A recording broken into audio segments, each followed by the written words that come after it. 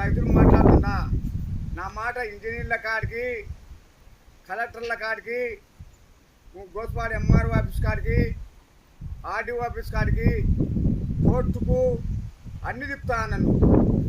మీరేమో తనలో ఆఫీసులలో ఉండి ఇది చేస్తా చూడు. కావాలని చెప్తాంటే ఉత్తరాన్ని ఏమో చూడాలి. పబ్లిక్ నిరూపణ చూపించే చూడాలి. ఇప్పుడు ఎంత నడుములు ఎత్తున్నా చూడాలి. కేసు కెనాల్లోనూ మోపుడు అంటే కిందికి ఎట్టపోతాయి చూపు. కిందకాలం కట్ట దిగేది ఇది దిగింది ఇది చూసుకొని బాగా. నేను రైతుని మాట్లాడుతుండా.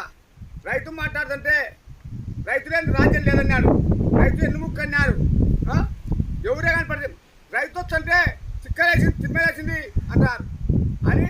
మళ్ళీ నేను ఎంఆర్ఓ ఆఫీస్ కాడికి పోతే నువ్వే సోది రాసుకొచ్చినావు అన్నారు.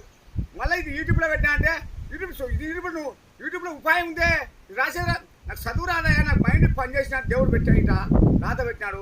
పెమ్మరాత రాసిన తప్పకుండా పెట్టాను నన్ను ఈ మారాకని. ఆయన చెప్పి తెచ్చున్నాను. నాకేం పని దేవుడు రాసిన రాత కూర్చున్నాను. ఒక కలికాలం అంటున్నారు. కలికాలము మనం అంత న్యాయం చేసుకునేవాడిని ఇంకా కలికాలం తగ్గిపోతాయి. అన్యాయం చేసామనుకో ఇంకా మించిపోతుంది. చూడు ఎట్లా మించిపోతుందో చూడండి. ఈ మోపలు అంటే మీరు ఎవరే కానీ పట్టించుకోలే చేయలే.